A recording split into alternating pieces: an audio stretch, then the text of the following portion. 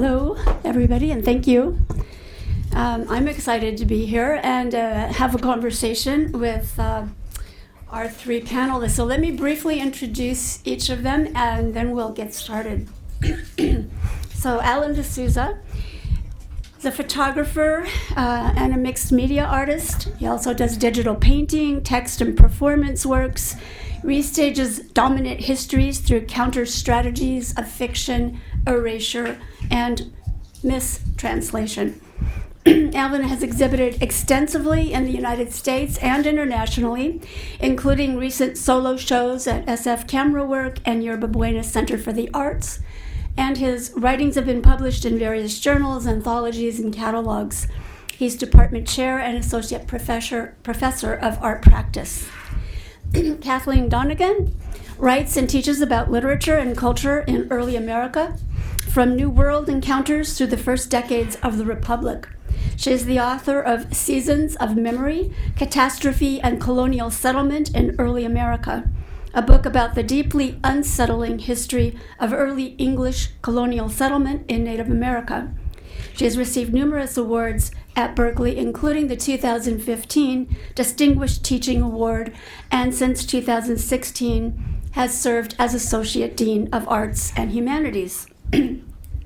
Finally, Grace O'Connell is Assistant Professor of Mechanical Engineering and Don M. Cunningham Endowed Professor. Her research focuses on the biomechanics of cartilage and intervertebral disc cells, as well as tissue engineering. One of the courses she teaches, cross-listed in bioengineering and mechanical engineering, is Designing for the Human Body. And let me see what they wrote about me. Hertha Sweet Wong, I'll just read it, okay? I don't know what's coming here. Is Professor of English and Associate Dean of Arts and Humanities. She writes about and teaches autobiography, Native American literatures, ethnic American literatures, and visual studies. Her most recent book is Picturing Identity, Contemporary American Autobiography in Image and Text. All right, so you have a little introduction to each of us. And so I am really excited to get the conversation going, and I'm really interested to hear what each of you have to say. So it seems to me that my very first question should be about clarifying our definitions of and modes of critique. So I'll just say very briefly that in a visual autobiography course I taught, it's cross-listed 4 ways. In English, it is a creative writing course. In visual studies, it's a studio art course. It's also cross-listed with American Studies and UGIS. And although we did some writing workshopping, the course primarily focused on critique as a form that happens in studio art classes. And so I'm going to ask each of you if you can describe your sense of critique as a way of learning before we get on to other questions. Well, I'll jump in. Oh, I'm sorry, Grace. Go ahead. Okay. One of the things I try to do, I teach 2 writing courses in the English department. Both are about the critical essay. One is called Telling Stories, the Art of Narrative in Academic Writing, and the other is called The Craft of the Critical Essay. And one of the things that I try to do right away is to break down the dichotomy between the subject, the critic as a subject, and the site of critique as an object.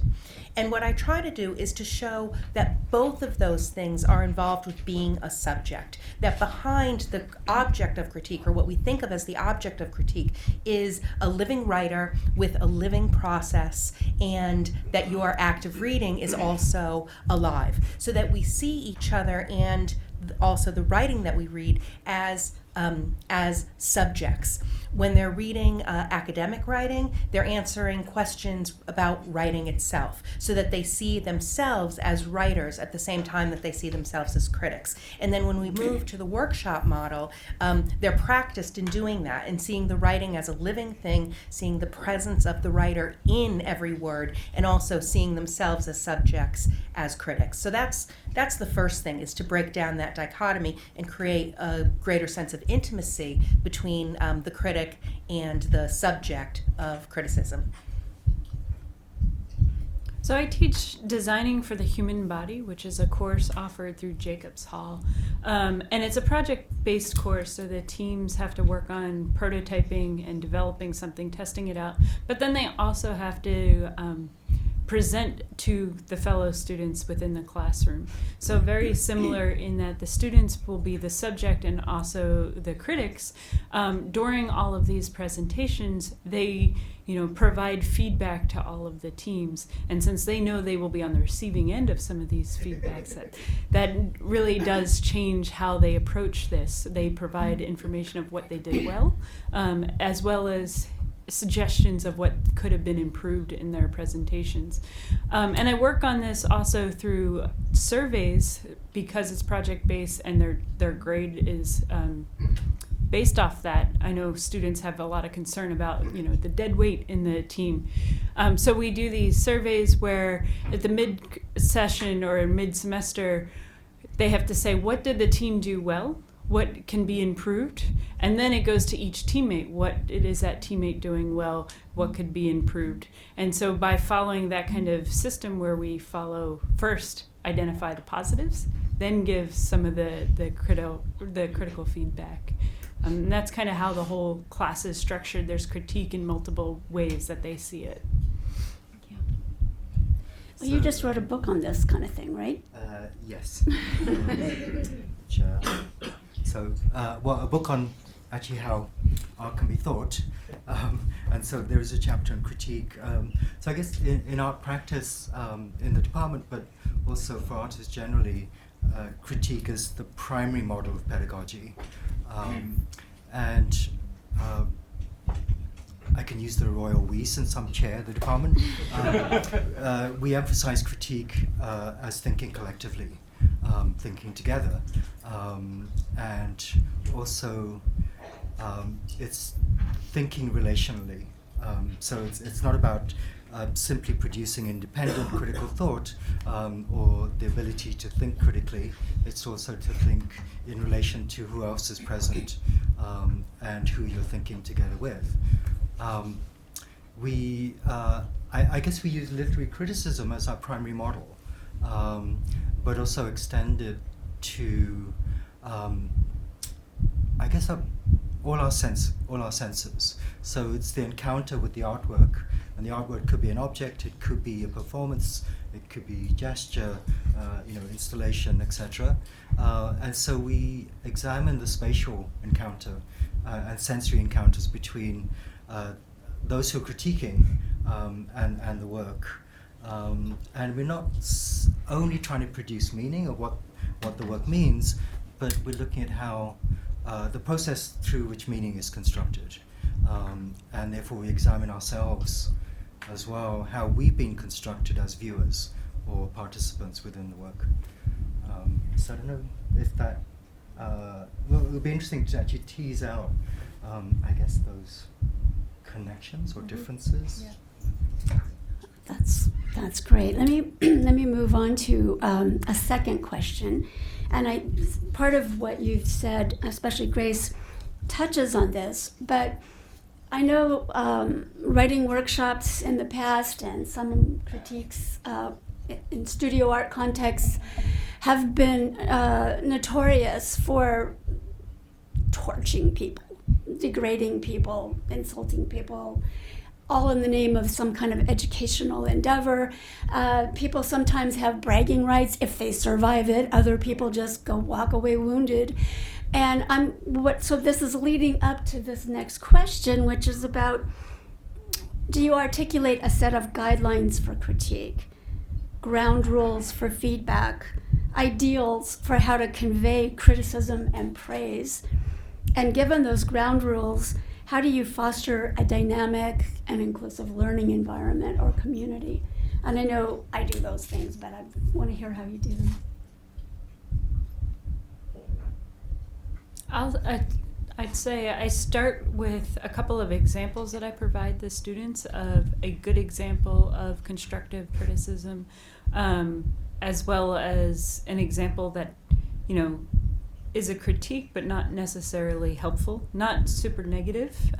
But I do read through the critiques before I give them back to the students, because the student on the receiving end of that can really impact them negatively if it is a harsh negative critique. And then I reach out back to the student, telling them, this is what a more constructive criticism might look like. This is how you might convey that information. I have a template that I use, and it's the same template that we use for published pieces of literary criticism and their own emergent work. So first they're used to bringing it to other professional scholars, and then they bring it to each other.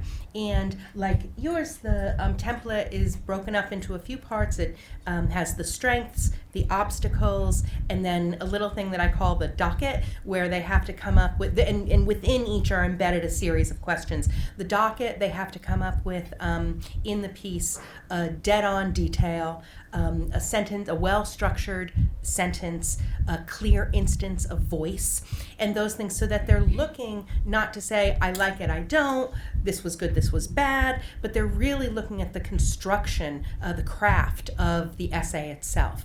And so for the obstacles, let's say, to kind of keep it from being just someone on the block and a lot of people with axes,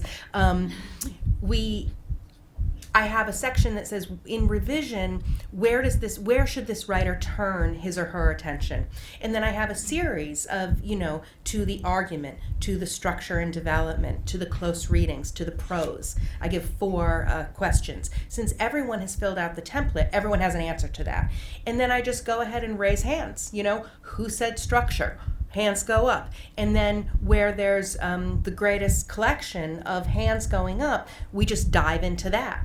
And it's an element, and it can help. And the next question is, pick a place where this problem is happening and suggest a solution to that problem. So the writer knows that, hey, the prose is okay, but the argument gets lost. Here's where I should focus my attention. So it's advice that is actionable in that way. I would add one of the benefits that I've seen from this, by having self and team critiques at different periods throughout the semester, it gives me feedback, real-time feedback, to figure out what I need to work on some of the soft skills in the engineering course. For example, often the first one will be communication for the teams, and then I spend some time in lecture talking about how can we improve communication across teammates. It's interesting, the examples you gave, Hertha, that art schools are notorious for really brutal critiques, and the notion that anything goes and anyone can say anything and there's no consequences to it. And the artist Mary Kelly has epitomized or described those critiques as crit the girls and make them cry. And it's also it's the kind of scenario where everyone's biases come into play. And then support the sort of normativity of the school as well. I do set ground rules. One is that no humiliation, and the other emphasis is also that we emphasize we're examining the work, and we're not examining the student. We're not psychologizing the maker of the work. And Kathleen, also your example of I like or don't like, that's always the beginning point or the entry point for students, but it tells us about themselves as viewers. It doesn't tell us about the work. And so if we can keep the attention always to the work itself, I think we avoid so many of those other problems. Thank you. I know that if there is a particular assignment involved, and I think this is probably relevant to each of these examples, it's really helpful to focus the questions about, is it clear, or is this working to articulate this, or in what ways does it address the specific assignment, so that there are the kind of focusing points that can draw attention instead of the general, I like it, I don't like it, it looks good, or whatever. So the specificity, I think, is enormously important, and I think we heard that from each of the panelists. Okay, a third question. In any classroom, there's a variety of experience and expertise. There's also a variety of racial, ethnic, gender identities, sexual orientations, not to mention class, and we could go on to talk about all kinds of other differences. So how do you create an equitable critique experience, one that values both honesty and supportiveness, given the variety of backgrounds and identities and the potential minefield of miscommunications or implicit or even outright bias? And this is a kind of another level of kind of more complicated version of the question that we just talked about. But this is being, digging down a little bit deeper about some of those individual responses you were talking about.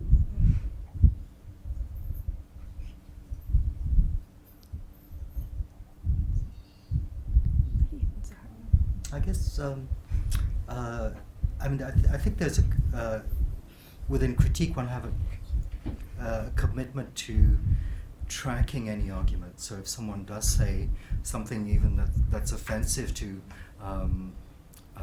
anyone present or the person being critiqued, it's not that the critique is a safe space.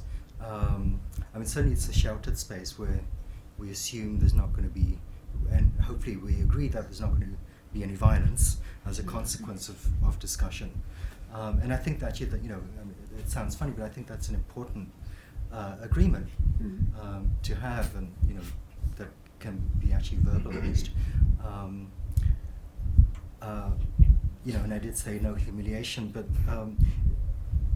I think it's also possible to have a discussion about the relationship between a good viewer and a bad artwork, and a bad artwork and a whatever the other way around. Bad viewer, good artwork, good artwork, bad viewer. No, that's the same thing. You know what I mean. And often, students will more likely to dismiss the work of female students and not take it seriously, or it's too craft oriented, it's pretty, etc., etc. And so, class elements about taste and so on. So I think we always have to track why we have the opinions we do. I would say, so I don't really bring it up in my class in terms of the critiques about those biases, but I don't look like the typical mechanical engineering professor.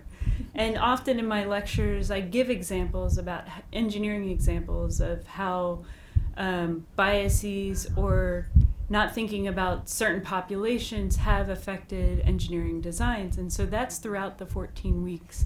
And another unique thing about my class is it's at gender parity, where in mechanical engineering we have about 20% women. So they experience and they work in these teams and these groups with a lot of women in the room, female engineers.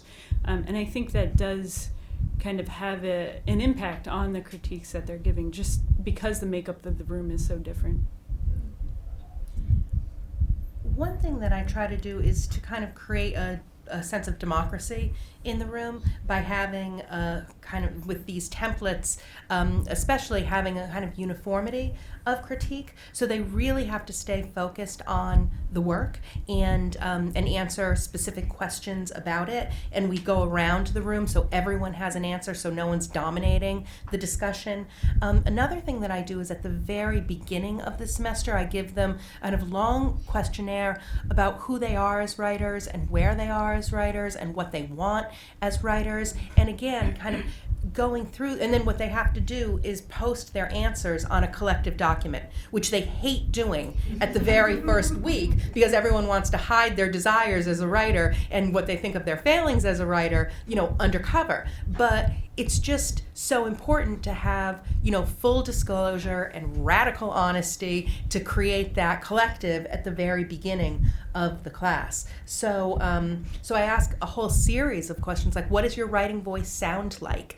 Or, you can have whatever writing wish you want in the next 10 seconds. Quick, say it, you know. And we spend a whole week, 2 full class sessions talking through the questionnaire. So it kind of levels the playing field, both as creators, and then that carries over to who they are as critics. But that's one way that I try to make the writing fruit more democratic. I think these are all great examples. Oh, you were great. Can I guess one sort of template I use actually the beginning of a semester, and it doesn't have to happen each time we do a critique, but certainly a kind of breakdown of what is the cognitive process, and so the critique actually begins from when we walk into the room. You know, and so what I sometimes do is I have the class wait outside, and the artwork is inside the room. When it's ready, you know, everything's set up. We walk in for literally 2 seconds, and I you know, send everyone out again, and then we have a 15-minute conversation outside the room. What registered? Interesting. And then we talk about that sort of sensory memory we have, that how instantaneously we access data, and yet we discount, you know, the great majority of it, and yet that's the data on which we form our opinions, and so break down the whole sort of cognitive process. Okay, that's interesting, and especially in my experience with art, there's some of it that pops out and you can apprehend it and it makes this big impact, and then there's another level that needs to have a temporal dimension to it, right? It needs a lot more time to observe and examine and all of that. So it's an interesting exercise. I just want to say one thing about what I've just heard. It seems to me part of what everybody's saying in a different way is that there needs to be structure to help people feel, if not perfectly safe, but heard, and to know that it's not just going to be some, you know, Wild West scenario. And I think also that in my experience, students, if they know the ground rules, they know that there's, you know, a kind of a mediator and so on, they themselves will step up if they hear something that they find offensive or inappropriate. And if they're been trained, as we hope they are, they will respectfully disagree or make a suggestion or a correction to whatever has just been said. Other students then might get involved, and it can be itself what might have just been a problem that you try to squanch can turn into a teachable moment, lots of conversation. Even if, you know, everybody doesn't come to full resolution, it's been named, so the person who might have been offended by that feels heard and seen and respected, and you're not, you know, and you're also creating this opportunity for someone who may not even realize that what he or she just said was considered offensive for some individuals. So I just think that's the most generous, spirited way to proceed, is to think of everybody, even these, you know, potential misspeakers or whatever, as you know, learners themselves. So, okay, let's move on. I guess this is asking you about specific examples. So, can you think of a challenge that you've experienced and how you dealt with it? Something that came up in the critique particularly.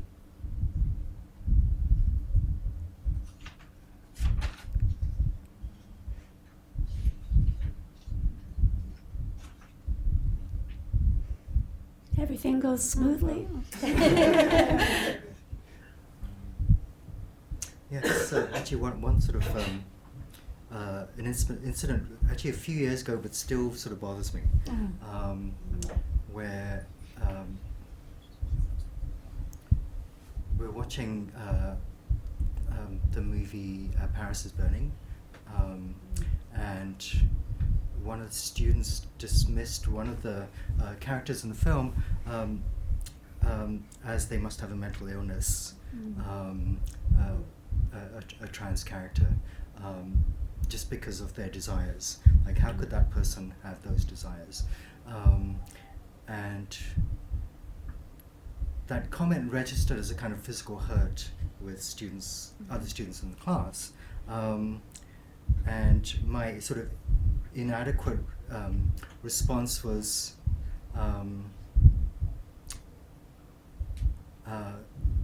we all suffer from mental illnesses under capitalism,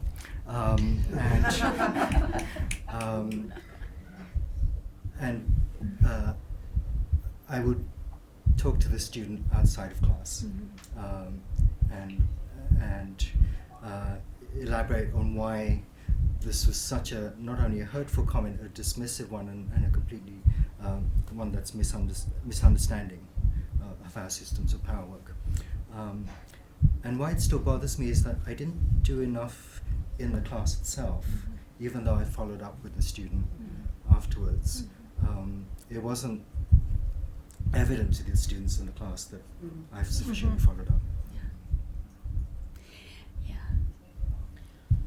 I once had a student, this was not a workshop class, this was a small lecture class, and we were on women's, early American women's writing, and we read a diary where the daughter, there were 12 children in this family, the daughter of the family was a victim of incest. And it was clear that she was, but the mother who was writing the diary never spoke it.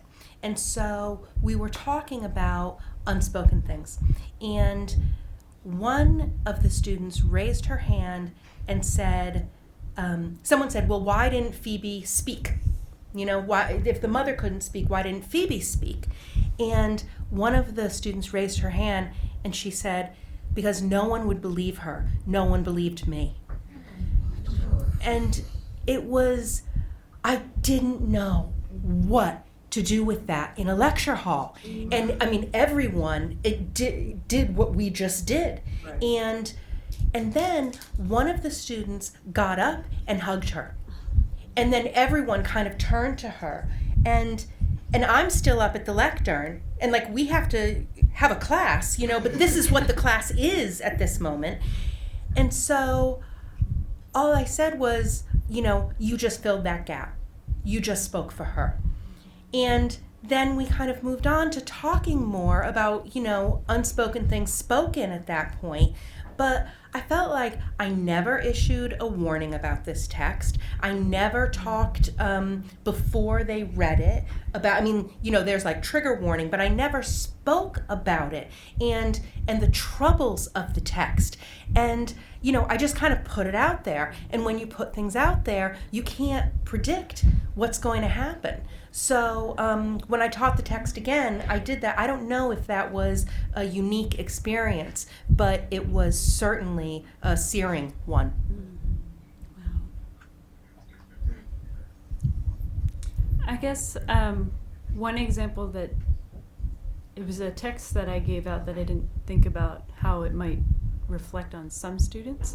When we talk about how the history of prosthetic design really stems from war efforts, World War II, soldiers coming back with these deformities and really wanting to feel whole again and getting their masculinity back.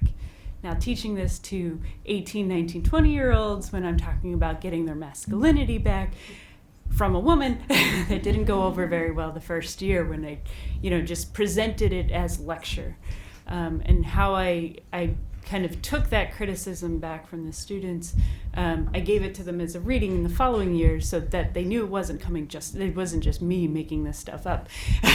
And then we discussed that reading, and I think that really helped the students feel more comfortable about where I was coming from in terms of giving them the historical context of the engineering and the design. Yeah. I guess one ongoing difficulty I have, and thankfully, you know, not really here at Berkeley, but certainly at other schools, is how to deal with conflict with other faculty members in front of students. When actually another faculty member says something offensive. Yeah. That's even tougher. Well, we'll ask you for suggestions after we're done here. I will share one brief experience I had, and this was actually in a literature course. It was a lecture class of about 119, but it was an active learning class, so we had those tables that move all around. We did all kinds of really wonderful things. The students were amazing. They would talk to each other, they would talk to the large class, and it was a class on the latest Pulitzer Prize winning novels. And, you know, there's a lot of trauma and a lot of contemporary events, a lot of history. It's all over the place. So we were dealing with all kinds of issues. And at the very end, the students they had this whole, you know, plotted series of assignments, but they were at the end in small groups, and they were pretending to be the Pulitzer Prize committee, and they were making their own assessments, coming up with rationales for which one should get it.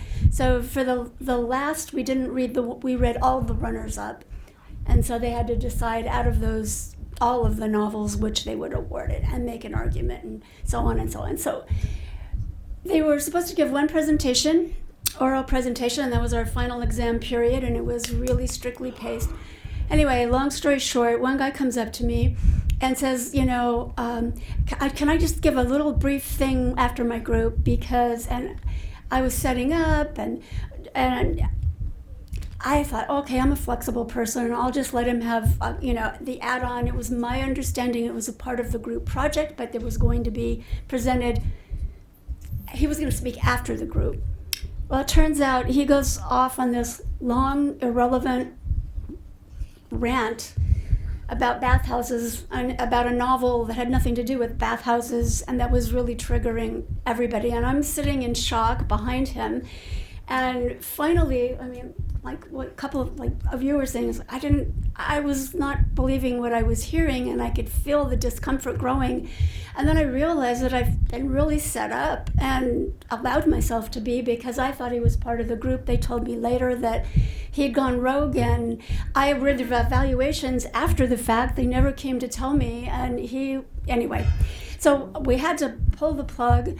And what I learned is that, you know, probably I just shouldn't have been so flexible to begin with. I misunderstood, or he misrepresented, or both, what was going on. And then I heard from a couple of students, and then I realized I needed to do the public thing. And through B courses, I wrote a very lengthy apology for what happened that last day of class. That was so unfortunate, because it really tainted what was a wonderful semester. And then I went to speak to the perpetrator, and I also spoke with a variety of students. I wrote, you know, certain groups all together.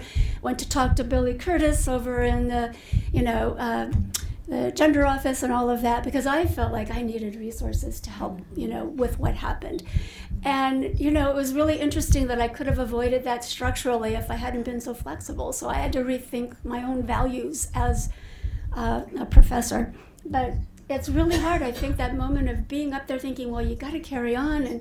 And then finally it's like, no, we just need a moment of silence. And no, we need to acknowledge what just happened. And, you know, and that's hard when you're feeling completely shocked yourself. So I guess my last question, and maybe we can take questions and comments from everybody else, is, and you may have already shared this, but what is your best advice for how to make critique a way of learning, which, you know, obviously it's a process and it's collaborative, and, you know, but the top thing you would want to share?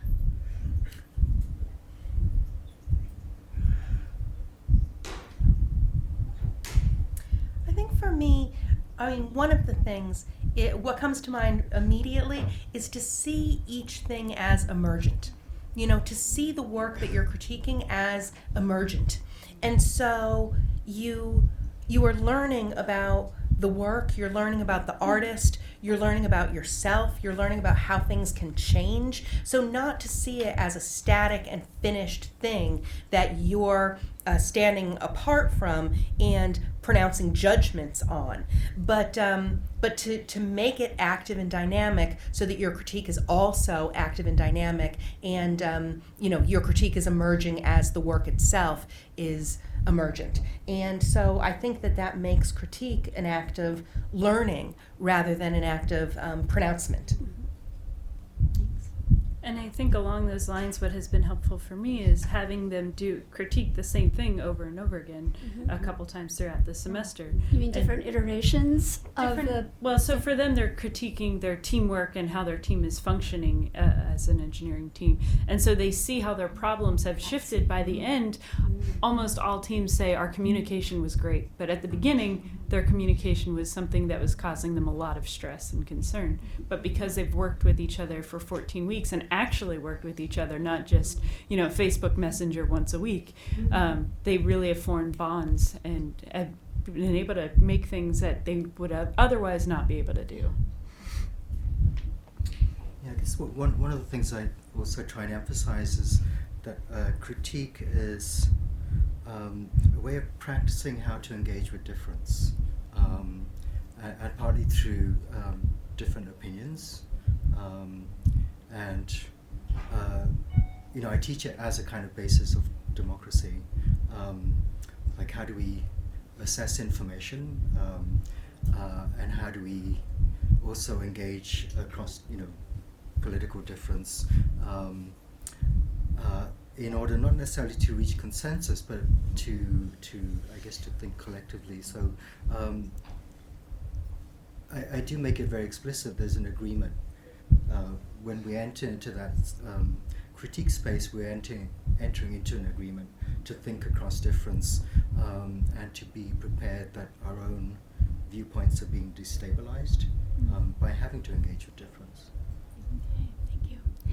I think one other thing, and I'll reiterate, I think Grace and I think each of you mentioned it, but I think it really helps to have that assessment of the group, of individuals in the group, and also a self-assessment. I find students are pretty honest. I could have tried harder, or this is what I was aspiring to, whatever. And I think knowing that from the very beginning, they need to be accountable for that evaluation, that self-assessment, as well as the assessment of others, and everybody knows that that's going to be happening. I think it encourages students to step up and take that group work very seriously, and from the beginning. And also, they will feel reassured that as faculty members, the person who slides is not going to do so invisibly, who slacks off. So, Jean, do you have any other questions you would like to Actually, ask? I wanted to build on that assessment question. So I love how you're all focusing on this as a process and something relational and dynamic, and it seems like it's also a practice. And so how do you assess? I mean, there's the self-assessment, but then as students are assessing other people's work, some people are more practiced at that. Yeah. And how do you assess that and kind of grow that in your courses?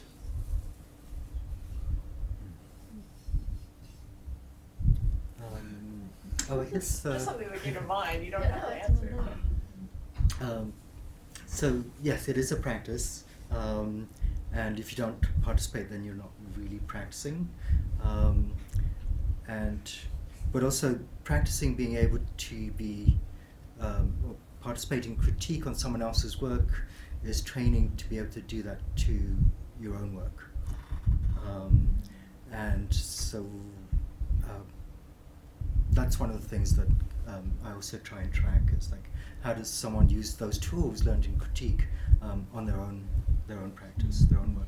I think it helps to give some preset suggested questions to get things started, so they know what kinds of questions will be more generative. And also to be sure, I think several people mentioned this, to be sure that everybody is expected to speak, not one person or a couple people dominating, because that just kills it. One thing I do is I have them, these templates, which I find so helpful, I have them turn their templates in. So they give one copy of it to the writer, and they save one copy, and they turn it into me with a portfolio, and the portfolio has their their original essay and their revised essay, and I grade them on the extent of and types of the revision.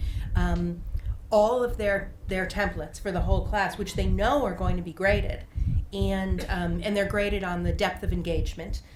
With that, some people have more astute comments than others, depending on where they are. So I grade it on depth of engagement, and then a reflection is the last piece of the portfolio, written as a letter to me or a letter to the class about their kind of journey through this and what they could do and think at the end of the class versus what they could do and think on the first day they arrived. And again, those have different arcs for different students because they're beginning at different places, but they all have to go through that process of reflection and address that letter to someone else, so there's that kind of responsibility too. So it's not just ruminating, it's telling a story. Yeah, to encourage the practice and engagement, I assign a grade to it. So if they fill it out, they get credit. But depending on the comments and the quality of their comments, they get more credit for it. And the amount of credit that I've given for these surveys has gone up over the years so that they can really see that I'm serious about this critique and the feedback that they give, not only for themselves, but to their teammates. But how did you feel these people coming from different beginning points? Different beginning points in their ability to give constructive criticism. Yeah. Constructive Constructive or specific, or people come with different starting points of previous education.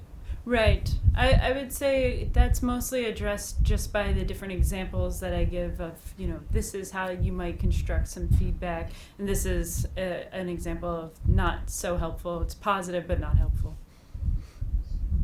Yeah. I was just wondering, from the stories of those really intense, awkward, difficult moments in classes and how you handle them and all of that, I was just wondering if any of you thought there was something you're assuming as a professor you're meant to be, some way you're supposed to be, or some role you're supposed to be playing that's actually gets in the way of handling those moments, and if we could understand what are we thinking, how are we thinking we're supposed to be in relationship to these students that makes those moments really difficult to respond to in the moment. I mean, they're difficult anyway at the dinner table or anywhere, right? Right. The people you know well.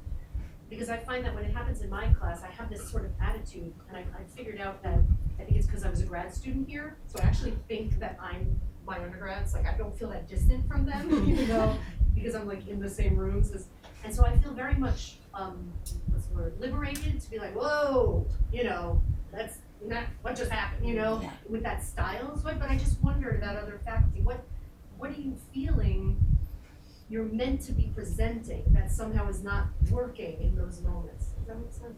Yeah.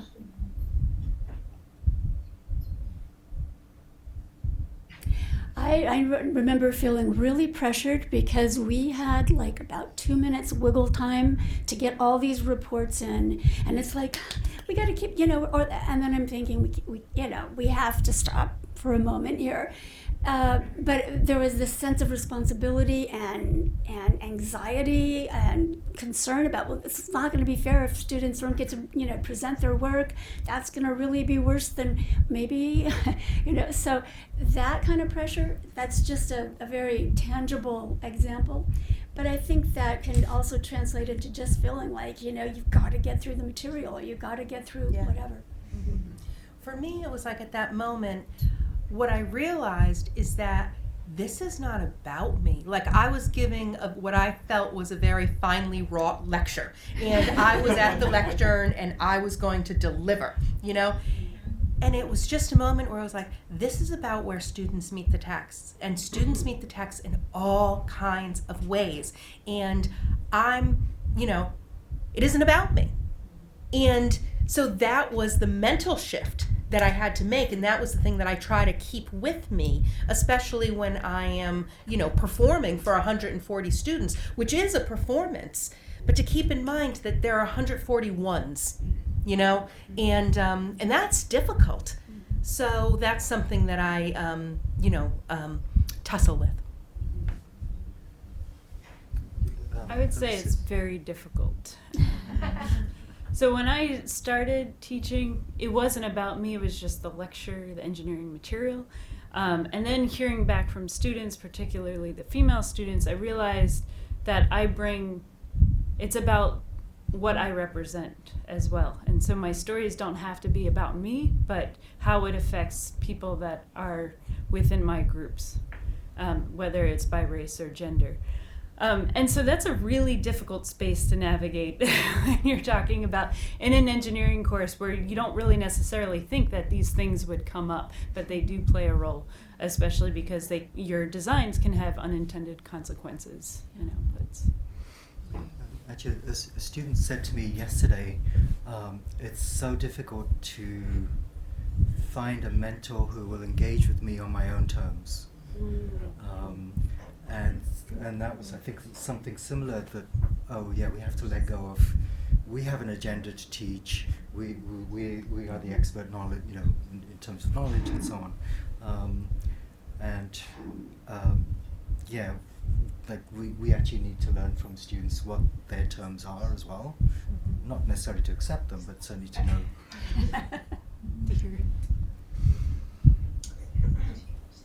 Yeah, back here. Yeah, Ellen, I really appreciated the distinction you made between safe and sheltered space, and then you later said that you saw critique as a way of practicing how to engage with difference, and I think that I'm always troubled with what I see as a very excessive language of safe space and trigger warnings, and I think that more than anything that disables critique. I think that the learning environment, obviously needs to be one that feels sheltered, as you said, but one in which students should expect discomfort and challenge at a personal level. And I think that Kathleen, what you described happened in your class, and you said you didn't get a trigger warning for that work. I think that that's exactly what can come out of that kind of environment where we don't, coddle everybody and work with it. Students are actually expected to stand up to the challenge of challenging thought. Yeah, I just wanted to say that I liked that distinction that you made. Thanks. There's I do tell my students that it's not education if you leave here the same person as when you came in.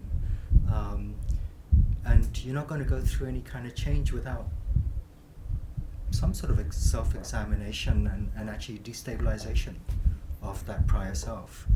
So education is by definition destabilizing.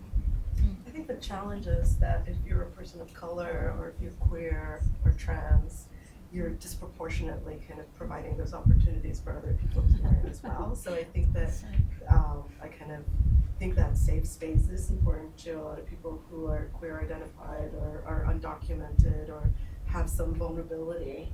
And I think as much as I totally agree with everything you're saying about challenging ourselves and challenging students. I had a question that had to do with actually that population of implicit and explicit norms, because a lot of what you've been articulating are things that are kind of implicit and not really known to maybe a lot of students that are underrepresented, minorities, etc. And one of the things that I've found increasingly important for me in working at the D-Lab is to make things more explicit for our students and to have norms very explicit, especially having to do with feedback, constructive feedback, saying what works first and then moving on to what needs improvement, distinguishing, clarifying questions and from other types of questions, and then similarly to think through what is it that the student needs and wants, the kind of critique they're seeking, if they have a week to work on a piece versus whether they have a year. So I'm just curious how explicit or implicit a lot of the guidance, some of it is completely explicit clearly, but I'm just curious how you navigate that. I know it's late, so I don't know how much time is to respond to that. I'll just say that in the old days, I was pretty much implicit, and you know, the longer I have taught, the more explicit I become. I think it's reassuring and clarifying for our students who have enough anxiety and uncertainty about many aspects of daily life. That's only gotten worse in the last few years. So I think, and it's not, people will say, well, write it down, make it clear, blah, blah, blah, because, you can then go back and say, well, see, this was the deal. Well, yeah, that too, but I just think it offers a structure that is helpful and clarifying for everybody. I mean, I think you can also make it explicit of who's doing what kind of labor, in terms of addressing racism, sexism, and so on. And that it's not the responsibility of the people who are being discriminated against to actually make that discrimination clear. Can I add a follow-up question on that? So what if, especially with art practice, say you are creating work and there's this question of translation for another type of audience, and you know what I mean, like where you're expressing something from yourself that may not translate to another audience, and then how do you navigate critique when there are different contexts that people are coming from, and there's your deliberate decision maybe not to make something translatable? I think by talking about translation, actually, and very overtly, so that actually what we're doing is a form of translation anyway. We're trying to translate our sensory experience into verbal language, and trying to, within a group, with a group with everyone with different language abilities, also trying to find a language that is inclusive of the group, and then and of course within translation there are things that don't translate, things that get mistranslated, and so I think it's trying to be open and aware that we're accounting for all of these.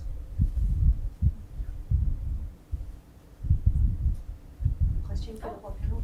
Have any of you used blind critique at all, or is it within the context of what you do in terms of the Removing names, you mean? of the artist's work who's being, or writer's work who's being critiqued? Do you use that at any point during your coursework? I don't. I want to make those relationships, so I don't do blind critique. All of mine are blind, but they do know it's one of 3 other team members. In terms of the person who's giving the critique, I was just thinking of like the studies that were done years ago in terms of orchestra auditions. Yeah. And keeping the identity of the musician secret so that there's no bias in terms of and gender or sex. So I didn't know if that had entered at all. So I'm going to be new to the college writing program and was wondering about the possibility of using that just toward the beginning in terms of dealing with bias. So I haven't, partly because we want to be able to address the biases. I'd rather actually have them raised rather than people just thinking them. yeah. Thank you. All right, thank you.